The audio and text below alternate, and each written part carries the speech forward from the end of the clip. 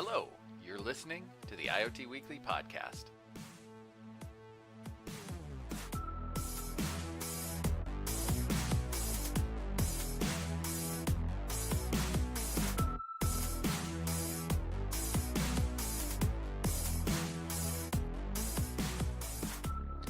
Hello and welcome to episode number 27 of the IoT Weekly Podcast, brought to you by Gearforge Software.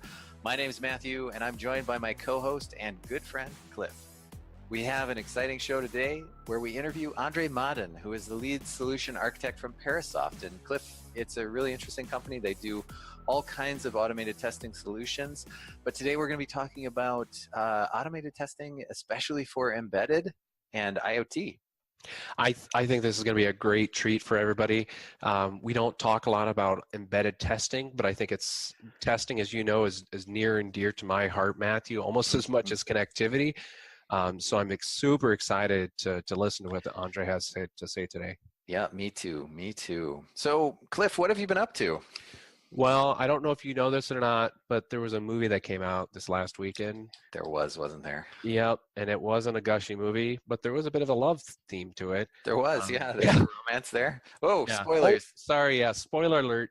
Sorry about that. So, what movie are we talking about? I'm talking about Solo. Oh, yes.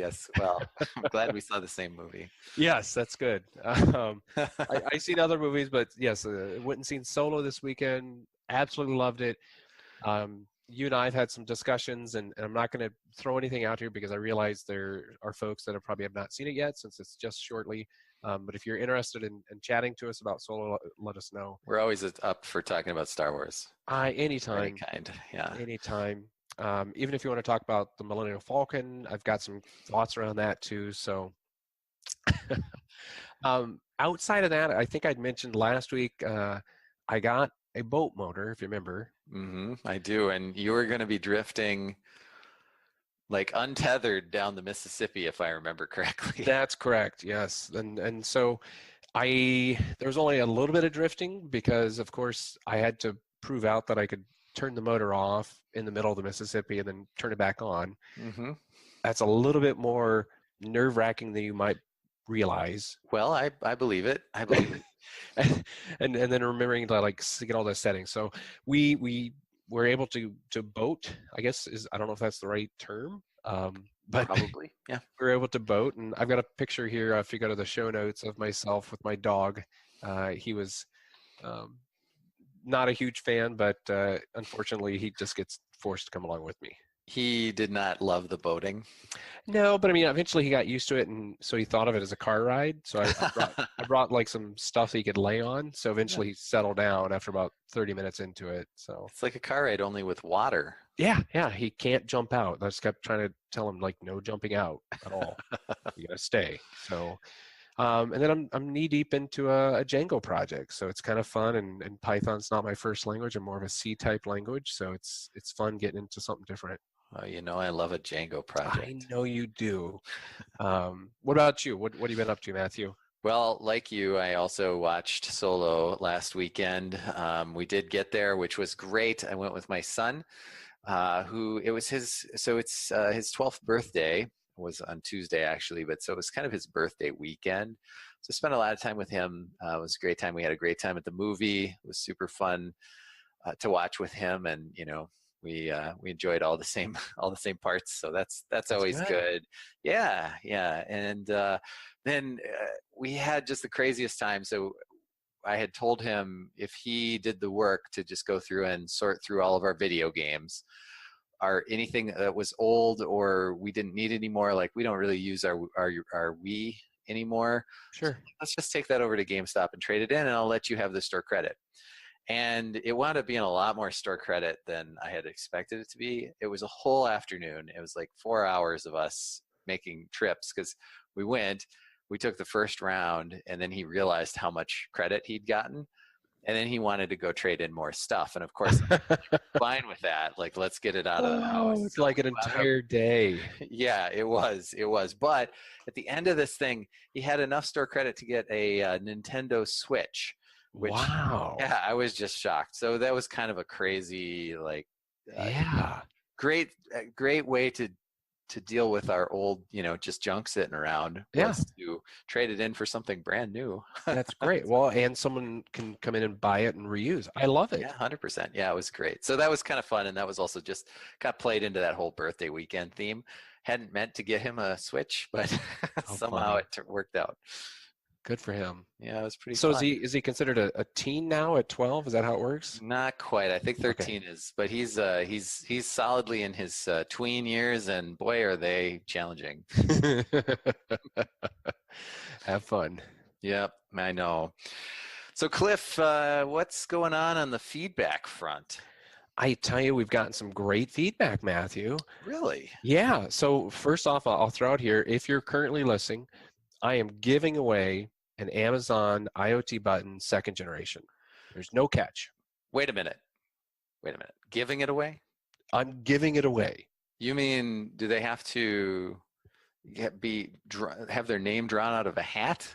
Nope. I've thrown away the magical hat, and I'm just giving these things away. I still have a bunch of them sitting here in our case, and I'm looking forward to just shooting them out.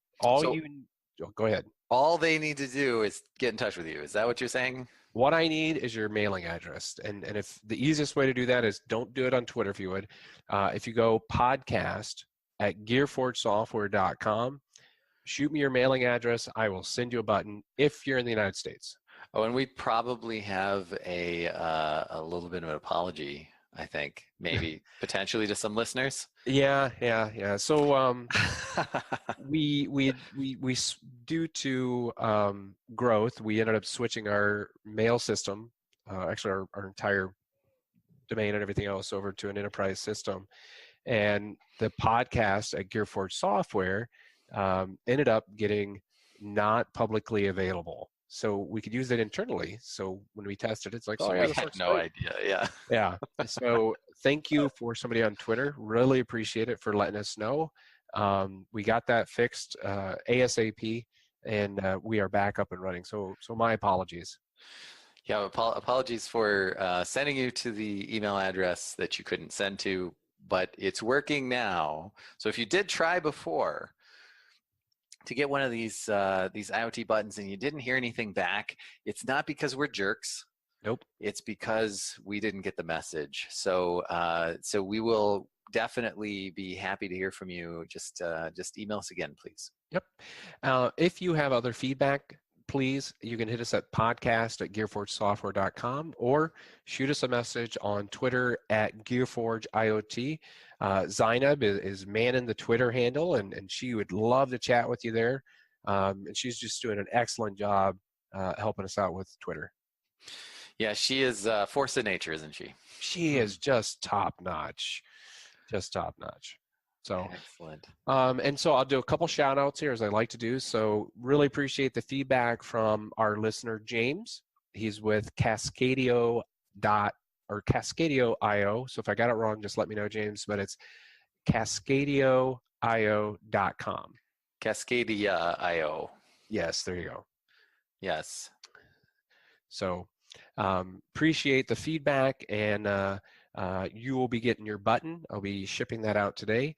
Florian, he was on our show last week and we discussed GDPR.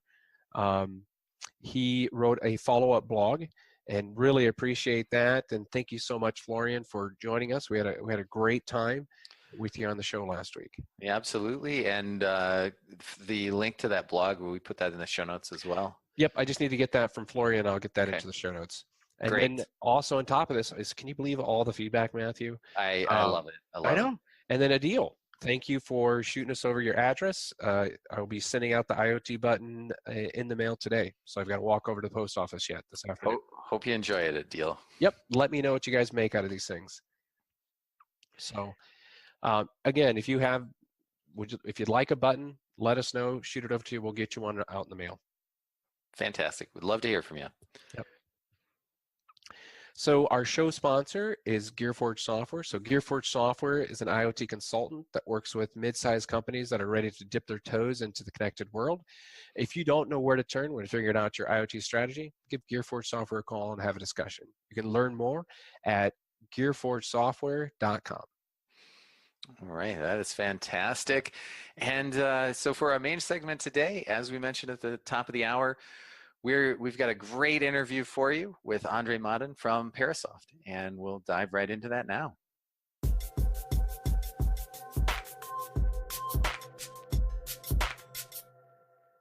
Today, we're thrilled to get an opportunity to chat with Andrey Madan, lead solution architect from Parasoft. Andrey, it's great to have you. Welcome to the show. Yeah, I'm glad to be here. Thanks, Matthew. Absolutely. So I thought we could get started today by talking a little bit about kind of your background and what brought you to IoT. Yeah, sure, Matthew. So I was originally born in USSR, and I tell people that I'm from Russia, but I was born in a country that kind of no longer exists. And I was born in the Republic Tajikistan.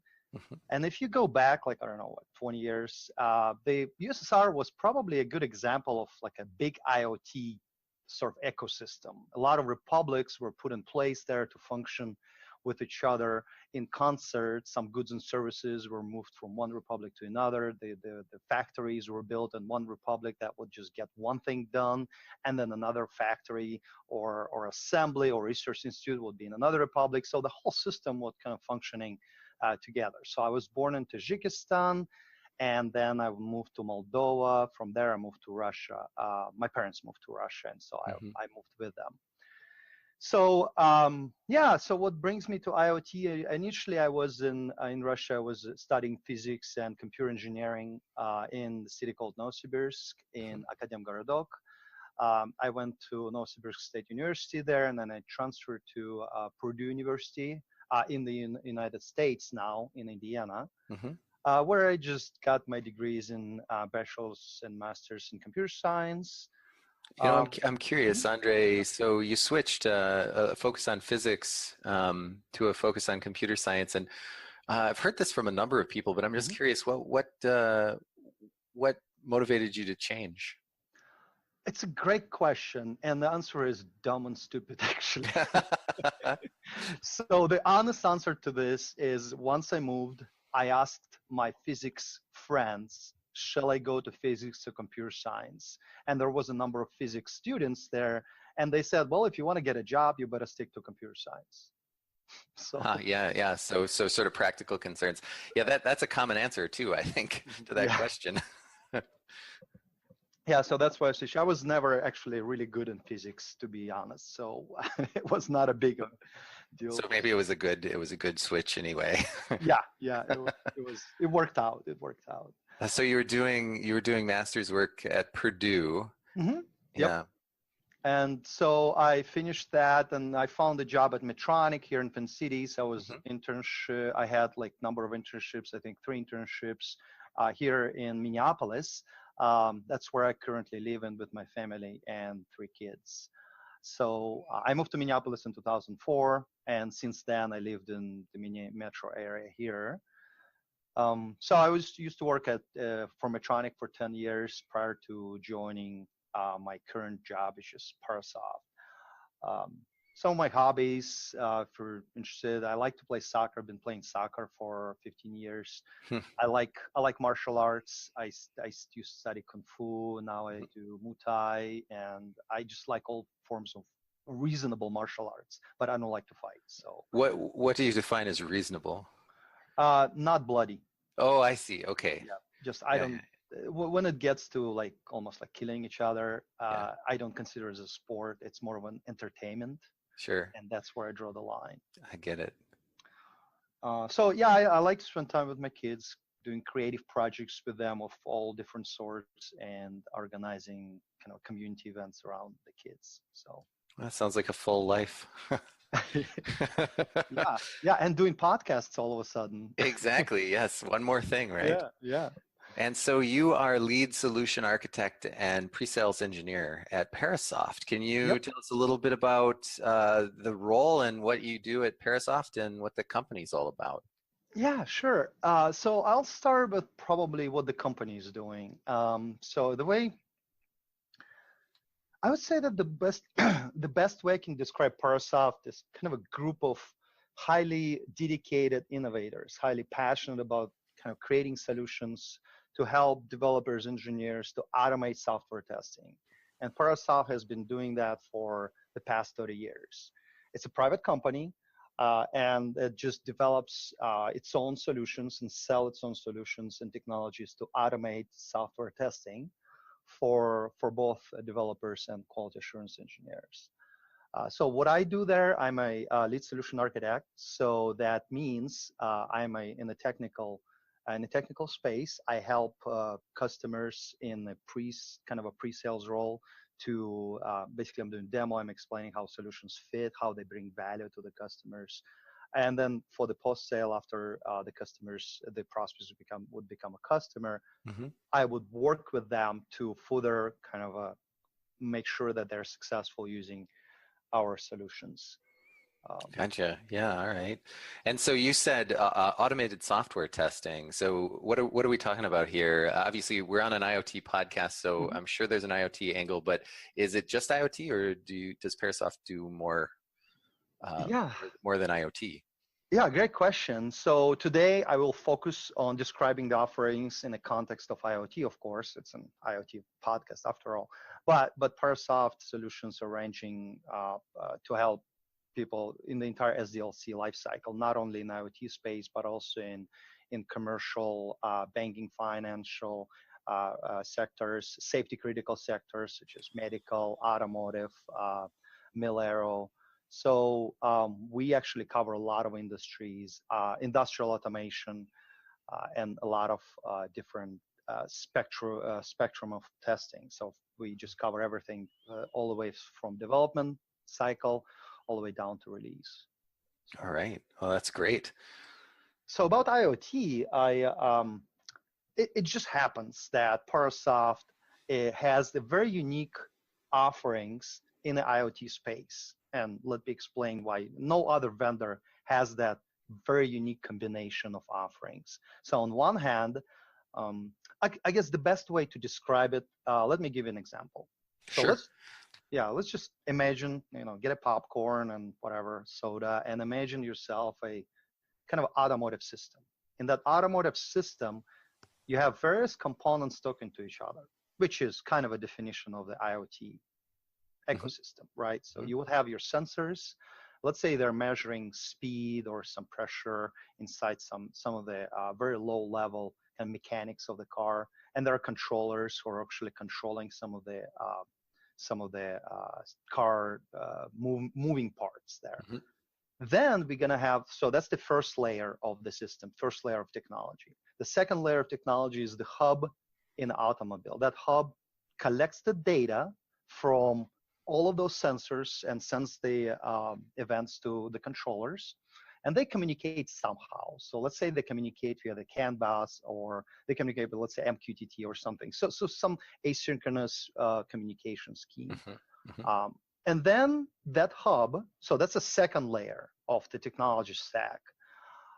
And then that hub, let's say, talks to the cloud via, I don't know, cell phone or cell tower or whatever. And then it talks to the other cars around it via, I don't know, Bluetooth or some other V2V, vehicle-to-vehicle protocols. So that will be, the cloud will be the third layer of technology. All of the three layers of technology have to work correctly in order to provide the user experience for the drivers, for the passengers inside the car, right? Right. So now the question is, you're probably asking, well, how do Parasoft solutions help in that space?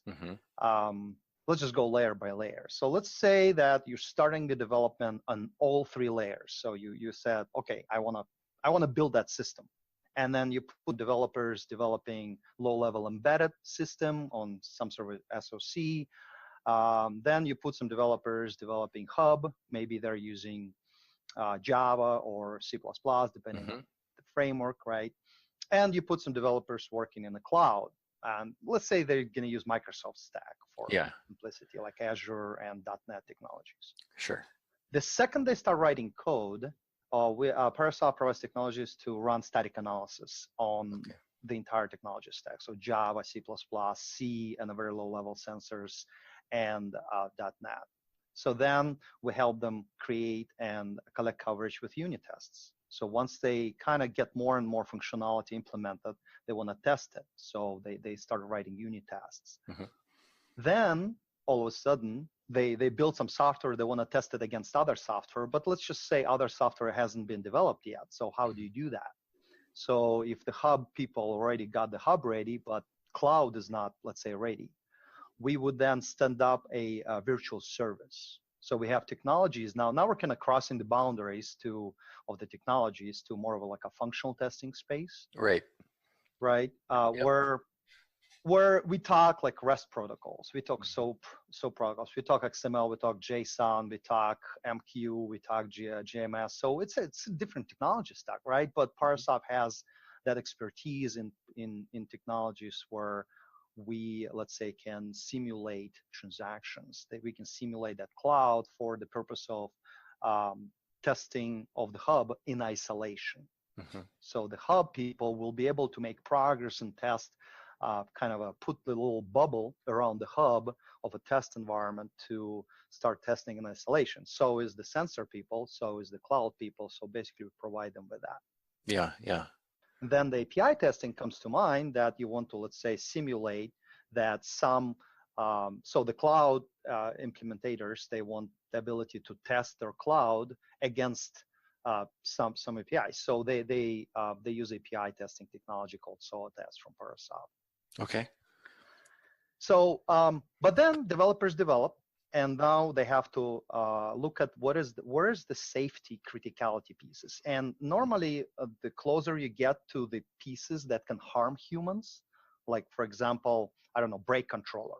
Brake controller is, let's say, extremely high risky device, right? High risky controller.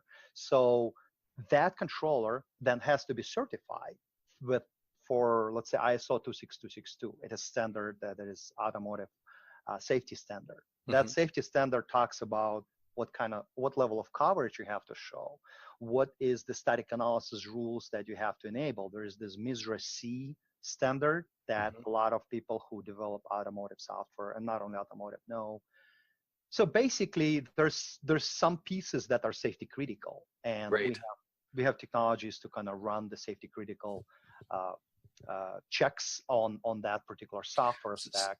Right. So basically ensuring that, so there's the standard that you have to meet, and Parasoft provides easy ways to be able to verify that the tests pass or fail, right? The standard, correct?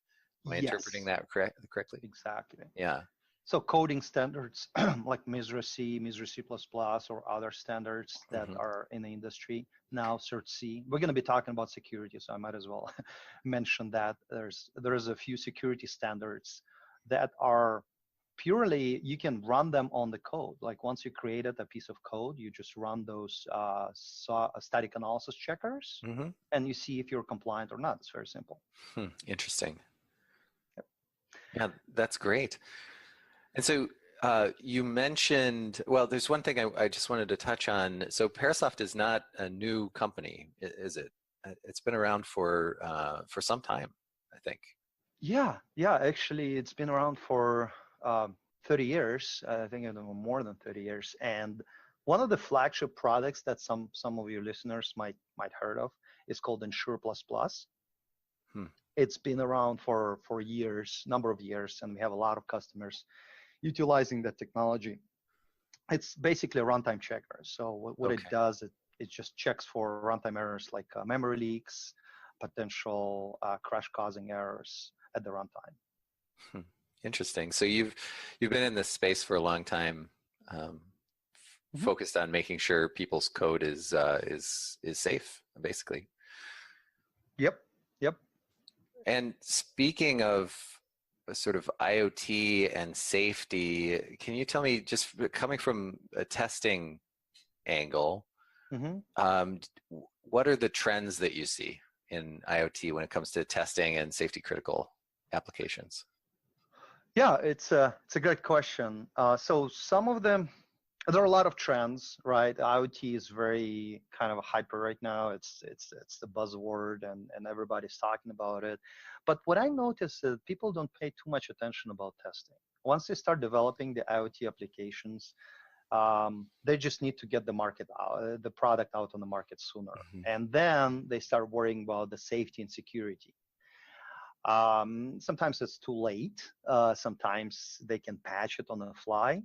But what I do want to talk about is a very interesting trend that I'm seeing here on the market, that the technology is being developed, let's say started at the garage and as a startup, and then some major manufacturer bought the startup, right? And now that before the buy or after the buy, they have to make sure that they can sell that piece of technology into the safety critical space. Either it's a DoD space where they want to put it as part of the military vehicle, right? Or they want to put it as part of the airplane, or most commonly right now, it's part of the just a consumer vehicle, where you have to be subject to certain compliance restrictions. Yeah, totally. Yeah, I don't know if you guys seen that, but we see it very often. Well, it's interesting. I mean, so the standard, I think it's really a useful comment.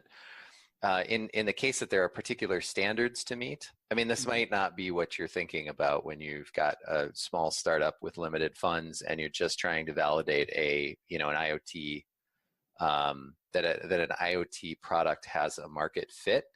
But I think it's a really valuable thing to think about, because even if your acquisition is maybe not going to the safety critical space, there are still, buyers could be hesitant to purchase technology that has little or no coverage, right? Right. There's just it's sort of easy to skip the testing because you want to validate the product. But if the goal is to sell to somebody, then at some point you're probably going to have be able to show through a variety of means that the product really does what it says it does. On all levels. And testing is really the canonical way to do that. And so I think it's a really interesting point. The thing I hadn't really thought about before was were the sort of industry standards that need to be met. So what you're saying is basically that startup with this great little piece of technology that wants to sell, now they've sold to a bigger company, but they want to use it in, like you said, a DoD purpose. There are certain test standards that technology has to meet. And if it wasn't built with that in mind, then it's harder to go back and add it later. Yeah, exactly. You got it, Matthew. I think that's really interesting. It's not only hard, but it's very expensive. So normally, a lot of coding standards, have to be met, or at least agreed upon at the very beginning once you start developing the software. And at that point, it is the cheapest way or the least expensive way to kind of make sure that your software is compliant, to check every day and do little changes every day, as opposed to at the end of the project when, let's say, hundreds of K of code has been written, and you have to now go back, and maybe original developers are not even in the startup anymore because they're all quit after they got the payoff, right? So now they have to touch somebody else's code. And then not only that, they have to unit test that code to show the compliance with unit testing requirements. And what if that code is not written with kind of a modularity and testability in mind? Now, not only you have to change the code for compliance, but you also have a really hard time on isolating pieces of that code if it wasn't architected to be testable. Right. Then that's the problem, right? You may actually break the code by refactoring if you don't know what the code should be doing. Yeah, it is much harder if code has not been written with unit tests in mind specifically. It's much harder to come back later and add them. It's just really a task. Yeah, so it introduces, if you want to do it, if some people do it at the end of the project and they're like, okay, they come to us and say, okay, what do we do? And I had the kind of an anecdotal story. I was at the sales call, and I should never say that to a customer, but they explained to me, okay, we got this, and now we have to meet the ISO 26262 compliance. And I said, well, you guys are screwed. Yeah. that was like a pause. Start over. And everybody laughed because they knew that they're screwed. Yeah. So yeah. So I mean, I think it's a really good point. It'd be very easy to skip over that. And I think you know, the instinct to just get validation for the product is strong. But that, yeah, I think that could be a real roadblock then, depending on who you are really intending to purchase this technology down the road. Yeah.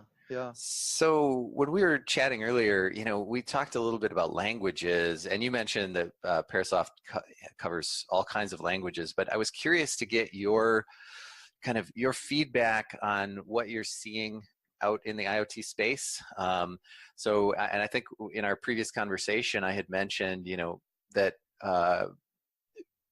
we were thinking C++ still seems to be one of the dominant players. But I was just looking for your reflections on, there's a lot of movement. There are a lot of sort of new languages that are vying for a place at the table, at least on the system programming side. And just wondering what you're seeing as far as language adoption in IoT. Yeah, Matthew. So there's a number of languages. There's a very large array of languages right now in IoT space. What Parasoft does, it helps people in the critical testing space. So we automate software testing, and for example, we start with where the risk of a software failure is the highest, and those devices tend to be written in C. The firmware or software for those devices tend to be written in C, not C++. So I'm actually noticing like a lot of opportunities that we have to work with people is mostly around C, the embedded C, rather than C++. C++ tends to be used a lot, but in more of a less safety critical space. Sure. So that's what I'm seeing. And why do you think that is? I have some hunches, but I'm curious to hear what you think. Yeah, so to me it's the balance between the space, the normal like space, time, and cost. So C is in my opinion a simpler language to implement simpler logic, and for not that expensive of a cost in terms of a runtime and a battery life. So a lot of simple critical sensors, a lot of simple critical controllers, they have to be well understood. They have to work really efficiently because everything now is battery powered, and they have to be validated. So a lot of people they understand C because it's a very kind of procedural language. Yeah. So from the review perspective, from the simplicity perspective, yeah, you may not be the most modular language or whatnot, but at least you can kind of read the once you start getting into templates, and it's just introduce a lot of overhead and just a lot of kind of a coding complexity. So people are. Yeah, C++ is many times more complicated than C. Yeah. For sure. And yeah, I think it's interesting. It does still fit that space pretty well, where it's a very, C seems to be a very good, positioned very well between, you know, being as low level as you can get while still being a high level language, I guess. Yeah. And so, yeah, it's just interesting. I did expect you to say, you know, C++. So it's just interesting to hear that in the embedded space, C continues to dominate. And I think for the reasons you said, that was sort of my hunch as well. So that's very, do you hear anything about any of these kind of new languages, system level languages like Rust? I know there's been discussion of Rust and IoT. I don't think it's ready yet, but do you hear any rumblings of that? Not in my space. No. When people are innovating in developing, then we're not there yet because they don't think about testing. Yeah, that's very interesting, Andrey. And even if we see that shift in the space, it may be quite a while before testing really catches up. Yeah, we focus on software testing when it's absolutely necessary. Because so when it's a general evolution of any technology, they first need to get the software to market quicker with something innovative, and then they start to think, oh, we're actually being punished by quality issues in the field. So they go back. So that now Pilimbor swings back and says, okay, now we have to really focus on testing. And now once they start thinking about, okay, the testing is actually taking a lot of time, what can we then change in development to help the testers? And that's taking a lot of time. Now all of a sudden time to market becomes a very kind of dominant force in the market. Right. So it's just goes back and forth in a lot of those technologies. Yeah, that's very interesting. I could definitely see that. We've seen in practice in the field some projects that probably really should have had much more testing in place than they did, and sort of the after effect, right? It's like, well, so you gain some time on the front end for sure, right? But when it actually comes to the point where devices are ready to deploy, things kind of slow down because issues are coming up. You know what I mean? And that would have been caught with spending the time doing testing right out of the gate. So, yeah. Quality is right now number one concern. Quality and security, safety and security is number one concern of most of the CIOs. CEOs. Yeah, I could see that for sure. So, Andrey, earlier you mentioned compliance, that's a big focus. And I was wondering if you could just walk us through what does it mean to develop compliant code versus non-compliant code? What are the details there? Yeah, sure. So from coding perspective, if you take like a developer and say, develop code, and then you take another developer to say, develop compliant code. So what would be the differences of their activities? And they're still going to be developing code. They're still going to be testing code. But there's certain subtleties that you have to keep in mind the second you start coding. You want to be compliant with certain coding standard. It's very important to first develop your coding standard and stick to it. And there are a lot of coding standards right now on the market, industry best practices or whatnot. So you can incorporate some of it in your day-to-day practices. So at the end of the day, you can say that I'm compliant with this particular coding practices. So I would say coding standard is number one. And if Andrey, if I'm a CTO and we've got it's a startup, we're creating a new IoT project, can Parasoft help with figuring out what would make the most sense for a coding standard? Yeah. Or are they on their own? Yeah. Yeah. No, they're not on their own. That's actually Parasoft. We do it on a day-to-day basis. So yeah. That's our bread and butter. So there are a couple of other things that you have to keep in mind once you're developing the code. The code and the tests, they have to be controlled. So I know a lot of people right now use version control, but you would be amazed that some people I meet, they're actually not using version control. Nobody, like I was... Really? Yeah, I sometimes felt in a chair. How do you control the code? Or we just put it on a shared drive. What? Oh, man.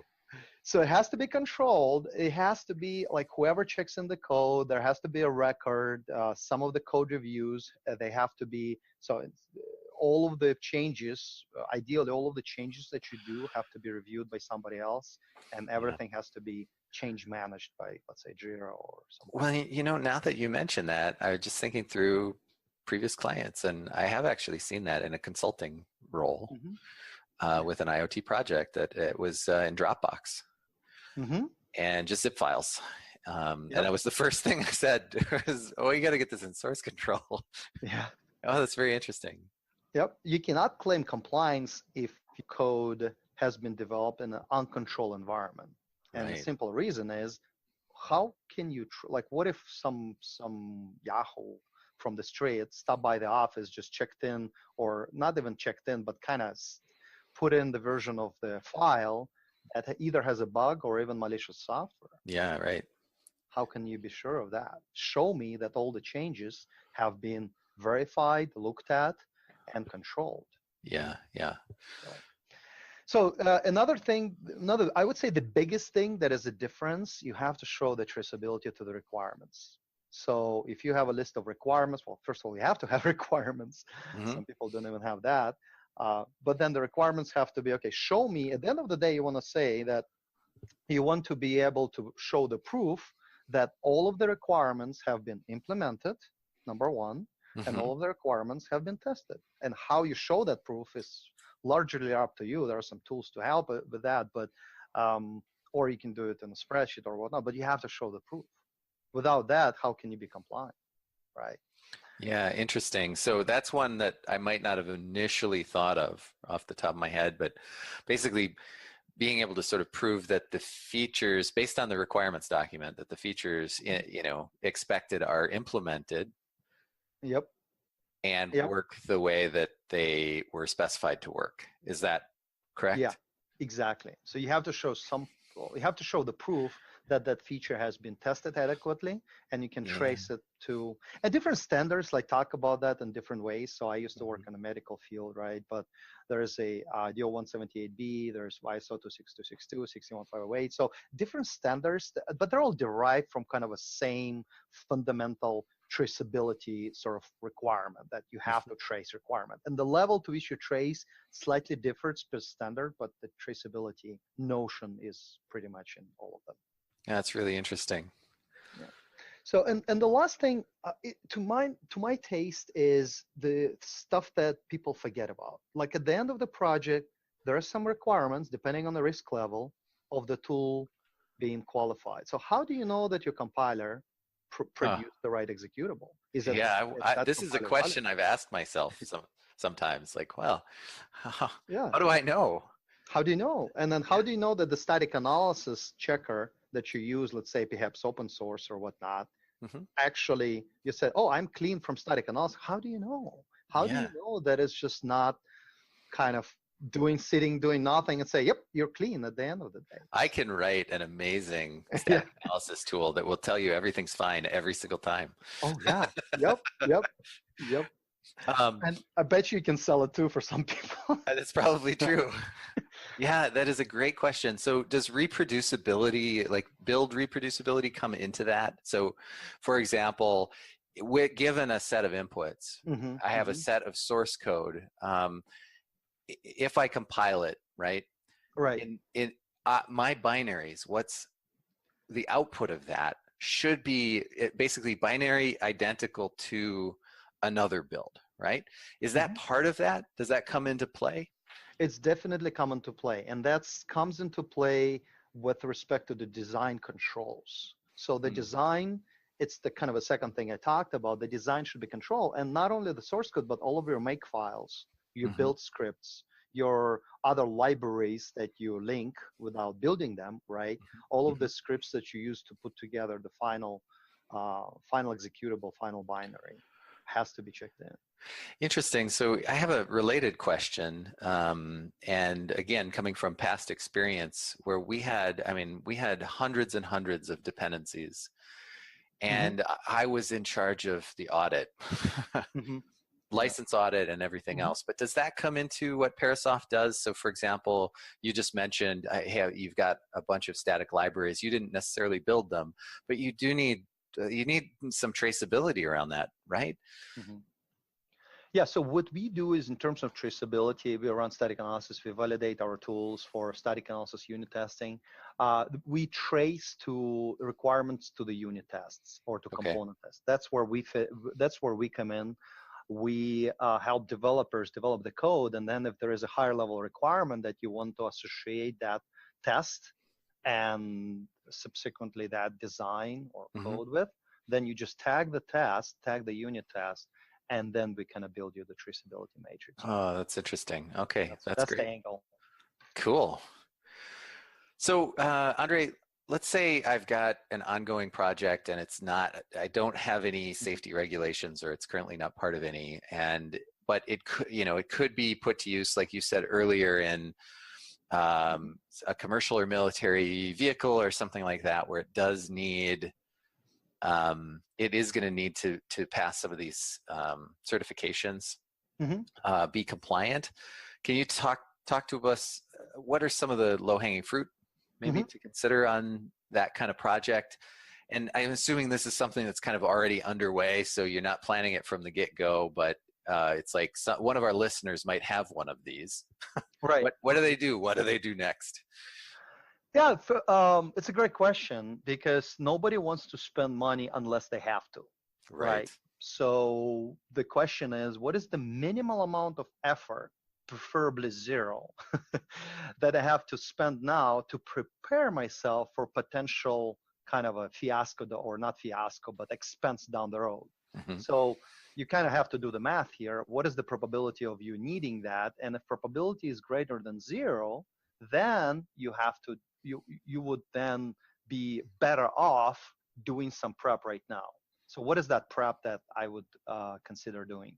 I would measure the technical debt first. So let's say getting static analysis tool to run with all of the, let's just take vehicle as an example, right?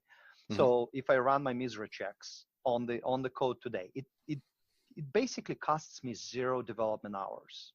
It's zero cost to them because they're not fixing them right now. They're not changing code. They're not being involved. You just have to know the number. What is the number? Let's say the number of 1,000. So my checker found 1,000 violations. Okay, now at least I know what that is, right? And now I can look through them and say, oh, there's some of them that I can easily fix down the road just by doing my development a little differently every time from now on. So instead of, let's say, put, I don't know, silly example, but let's say instead of putting the return, on a separate line, or let's say putting the if else statement on separate lines or whatnot. So maybe changing some of the ways you develop software, some of the coding patterns. From now on, not fixing the stuff you wrote, it will not increase your technical debt. Yeah, anytime you write a new line of code or you go back and need to fix a bug, follow the new coding standard. Right. Even if now the code's not consistent, it's better that you're not adding to the technical debt. More of the wrong code. Basically. Yep. Exactly. So that costs you almost zero. I mean, all you have to do is to get the software, run it, and then tell the developers, look, if you consider that's a viable standard, let's just stick to it. Why not, right? So another thing is, when you develop code, think about the safety and criticality. So that's a little more, less, I would say, obvious. Because what you can do at the end of the project, you can separate the components of your software into more safety critical code and less safety critical code. And the cost of getting that code certified or qualified for intended use will be different depending on the criticality.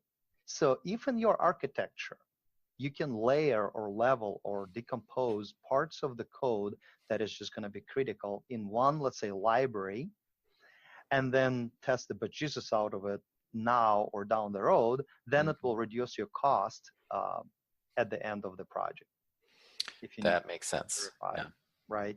Yeah. But that will involve some architectural changes that you have to do. So that's not free, but it's still a good thing to do. And some of the things you can just do is just, okay, you can at least understand what tools you're using. Like if you're using the tools that can potentially be qualified. So am I using the compiler that is commercial grade and then can be trusted to?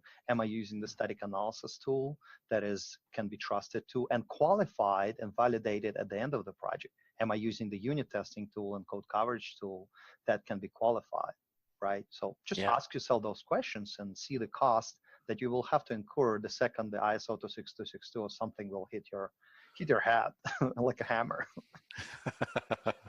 Absolutely. Oh, that's interesting. So in the case where you have one of these projects that it's really not at that point now, like it wasn't developed with this compliance in mind, but there are immediate steps you can take to move in the direction, right? And it's not necessarily a situation where you have to do a total overhaul. And so do you provide sort of consulting services for example, that example of the CTO who has this project now? Would you, somebody from Parasoft come in and basically take a look and say, here's what I recommend as next steps? Certainly we do. Certainly we do that. We also have some partners in that space that would help you. Our business model is to provide people with solutions. We do have some consulting, and we have a lot of partners who would be in the consulting space. So I would say we're making most of our money selling tools and some consulting services. Okay, fantastic. Yeah. Let's talk about security, because I know this is a big one. Yeah. Do you want to maybe talk a little bit about what's going on and how is Parasoft helping with this? Yeah, so security is the buzzword right now. So think about what happened to Amazon Alexa a couple of weeks ago, right? It sent some random conversation, recorded a random conversation. One couple sent it to somebody else. Well, is that a risk, right? Did we hurt anybody? Did we kill anybody? No. But I can tell you that Amazon executives got a hit, right? Yeah. So it really impacted bottom line, even though it didn't kill anybody, right? Yeah, so I mean, reputation alone, right? Yeah. It hurts that product line. Absolutely. So I would argue that security is in some instances is even more important to think about as safety. There is so where would Parasoft fit in there, and where we go? What is our mantra? Our mantra is to bake the security from the start of the project, bake it into the code, because it's too late sometimes to go back into the code and look back at all your interfaces, look back at how you manage the data, and trying to fit the security from kind of a different angle. It tends to be a little risky and tends to not work as well, because people don't want to open up the code again just to put some security fixes. They're like, can we just live without it, right? So that's where we come in. We help people understand what are the security risks by running static analysis rules. One of the rules that I want to mention for C is called Cert C. We have compliance with that, so we can show that are you compliant with the rules that we have or not. And so what kind of things is that checking for? Is this like buffer, overrun, that kind of thing, or? Yeah. So buffer overrun is different. So you can argue, right, Matthew, is that a security problem, or is that a normal kind of a safety or normal kind of a it's a security problem. Right. 100%. Yeah, so buffer overrun can also crash the system. So if the system crashed, then you would think it's a bug. So you can classify it as a quality issue. But you're absolutely right that buffer overruns, yes, Cert C is checking for that. Also another thing, input validation. So when you talk to your system, right, you have certain entry points that you have to validate. So is my input valid? Is it something that I can understand and process, or is that like a SQL injection string, or is that something that is not valid, but I'm still try to process it, but then I may fail, or I may give access to protected data, or may return something which is not what I'm supposed to return. So input validation is just one of the examples. Okay. And, I'm curious, so if I have a large code base now, what are my options for, it's just too much to go line by line and check all of this. How can I highlight, what might be a problem and maybe the things that just aren't? Is there an easy way to do that? Yep. There is a coding standard, right, called Cert C. There is another coding standard called OWASP Top 10. There is another one, CWE. So there's a number of standards that can be checked with the analysis tool statically. Not all of the security vulnerabilities can be found that way, but at least there is a number of them that can be prevented from the start. So it'll help. It will definitely, yes, it will definitely secure your code base at the very least. Then, of course, you have to have protocol security, you have to have perimeter security, you have to have all sorts of other security layers on the top of it. But at the very least, you protected the core. And is most of most of the work that can be done there, is it essentially best practices, or in the tooling you mentioned static analysis, but are there other forms of tooling that can help with the security? Yeah. So Parasoft provides, like, our strongest suit is, of course, static analysis. So everything you can do from static analysis perspective, we support that. There's some other things that you can do, like, for example, if your device or your, let's say, a hub, in our example, a hub talks to the cloud via some sort of a, let's say, HTML-based API. So let's say, not HTML, HTTP-based API. So we talk through HTTPS, and we talk, let's say, REST with JSON payload, right? So you can actually develop, we have an API functional test to test that software by sending the data in and verifying that the data comes back correctly.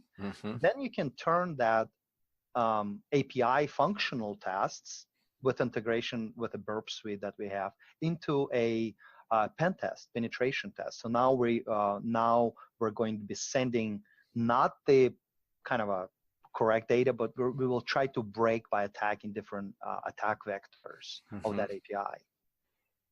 Interesting. So security space view, I don't know if I had some friends going to RSA conferences in California and the Bay Area. That's like amazing. I've heard that. I don't know if have you went to RSA conferences before? I haven't, but I've heard stories that you can never visit every single vendor. Oh, I'm sure. I'm absolutely sure. Yeah, it is well, and it's such a big concern. I mean, we talked about the Alexa example, but I think security problems, right, are headline news almost every day for some project or another. And it really is very damaging. Absolutely. Yeah, it damages kind of the customer's trust in the brand, and it takes a long time to recover, really. Yeah. And speaking of the problems and some of the damaging stories, we do have our chief evangelist, Arthur Hicken. He's very well known in the community. He's been around for many years. He writes the blog called IoT Hall of Shame. So if you want to just type in Google IoT Hall of Shame, you will get to his blog. It's a very popular blog and a blog in the IoT community. And he lists a lot of kind of those funny, not sometimes funny, sometimes not stories. Scary stories. So he's been cited by a lot of authors who write about IoT.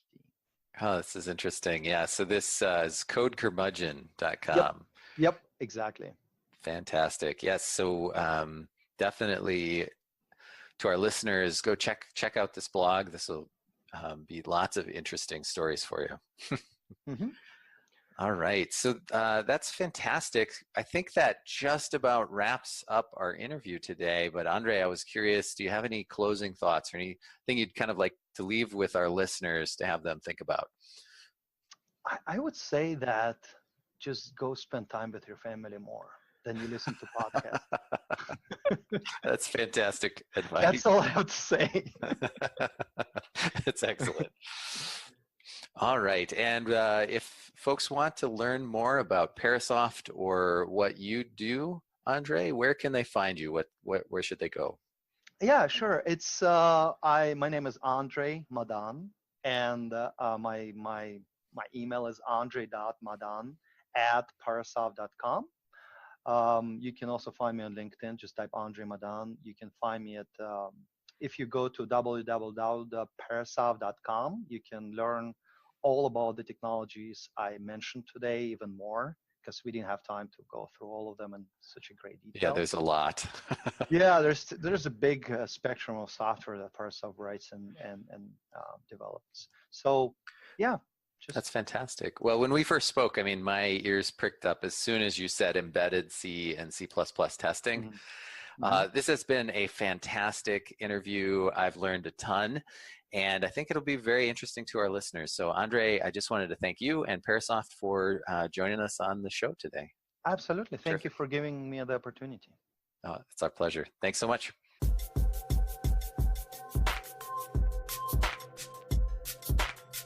Well, I don't know about you, Cliff, but I thought that was a fantastic interview. I'm telling you, I can listen to this one again. I just great job. Thank you so much, and just really loved listening.